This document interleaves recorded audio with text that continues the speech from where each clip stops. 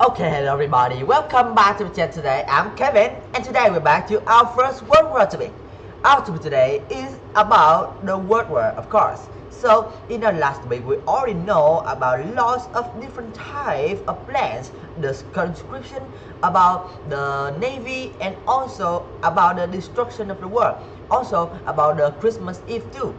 But today, we are going to talk about Navy again. But this time, we are going to talk about international plan. So from this place, or you could say from this time, the world was completely become a world war. So throughout, before August, December 1914, the fight between British, German, and the Allies place, and I mean the Allied side, is just the fight, a big fight between those countries. But now it's become a world war. So why is it become a world war? You guys must know that the First World War is the war that includes lots of countries. And of course, those countries not just attacking the German or the Allies because they attacked one of their colonies or attacked them. But instead, it's all because about the contracts, alliance, and also about promise. So let's see what do we have today. So while fighting on the Western Front became concentrated on a small area on either side of the trenches. The war at sea ranges far and wide, since there is no things to mark or to place the place between the trenches. There's no trenches on the sea, and also both sides moving freely to attack each other. So the German Navy only had a small fleet of cruisers outside the North Sea, but its commander were a talented and determined one. They hoped an aggressive campaign against the British and also the Allies brought. Merchant ships and military vessels would weaken their economies and break their Britain's dominions of global waters.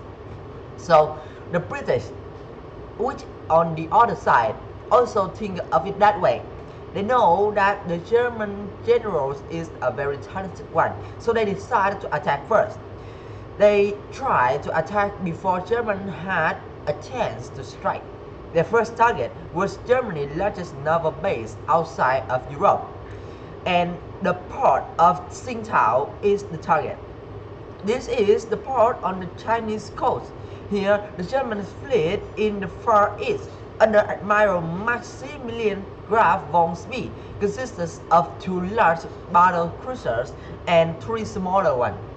The British had a squadron of similar size in Hong Kong, but it's much more slower and smaller than the ships that the Germany have. So in 1902, the British had signed an alliance with Japan to limit Germany's expansion in the Asia. So they made an alliance with Japan, and this time they called Japan to put the treaty into action and move their troops, or you could say move the warships to attack Germany, which is on Chinese port. And in August 23, and of course in 1914, the Germans had a number of poorly defended island colonies in the Pacific. These were soon occupied by troops of Australia, New Zealand, and also Japan. So Tsingtao was heavily attacked, but it's fortified and took longer to capture. At the start of September, Japanese troops began bombing the port and sent 50,000 troops to attacking, with some of more like, let's say, some extra troops from India. And on that case, the German soldiers, which is only 3,000 troops, of course, had held out for over 2 months until they were outnumbered, outgunned, and forced to surrender. The defeat marked the end of German empire in the Pacific Sea. So for some of you guys who don't know, the Chinese port that we're talking about is on the Pacific Sea and is going to the Pacific Sea. So that's why the Japan and the Australia with British, New Zealand, and India, and India could attack them as one. And As soon as he heard that Germans were joining the Allies, Spie's fleet, which means that the Spie, who is the general, the leader of the Chinese port, heard about attack of his, let's say, of his teammate, okay, or you could say that at this place the generals who is on the far east under the Admiral Maximilian of Graf von Spee is the warship who was, let's say, owned by Spee. And these guys, when he heard that his ships were attacking, he decided to make a counterattack. But of course, they are not just like counter as anyway, but they made a plan about it. So when he sailed Madras, one of India's key trading ports, he sent the financial market in London into chaos. Muller went on to capture 23 American ships, then sank a Russian one, and also one French destroyer. After 2 months of brawling the oceans, the ship was finally sunk by an Australian ship that was escorting a convoy of troops from Australia and New Zealand to fight in Europe. And in late October, the Royal Navy intercepted a German radio message which revealed that Admiral von Spee was on course for the coast of Chile. The nearest British fleet was on patrol of the southern tip of South America. Its commander, Vice Admiral Sir Christopher Craddock, was ordered that they have to win Spee at any cost. So the two fleets was clashed near the Chilean port of Coronel on November 1, but after that, with his head, Spee won the battle. The British force was outnumbered and outgunned by the Germans. As the sun went down, their shape, or you could say the shadow shape, was silhouetted on the horizon, making them become easy targets. And that's why the Germans could attack them before the British could make a strike on the German territory. And of course, after that, Craddock's flagships HMS Good Hope and HMS Mount were sunk, and 570 sailors were killed. It was the first time that Britain ever get a defeat in over a centuries by German. And of course, if you guys know about history, we must know that when a country lose its name, or you could say make its face become dirty, or you could say as anyway, I don't care, but yeah, we must say that its name on the word being lower because it have a defeat in its history. So it's caused a lot of problems. Allies left it. They are not making an alliance anymore. No more help from the allies, right? No more people want to help their government because they think they will lose, and a lot of different things else. And of course, to prevent that, the things that a government in the First World War must do is to keep their face, is to keep the name bright and clean. And that's why after heard that their warships were defeated by the Germans on the sea, the government, or you could say the military of Britain, has sent a bigger and stronger troops, or you could say a stronger fleet of wars about destroyers, cruisers, and also have asked the alliance for more troops. So desperate to save face, the British sent out two of their newest, most powerful dreadnoughts, Invincible and Inflexible, with the express purpose of finding Admiral von Spee's fleet and destroying it.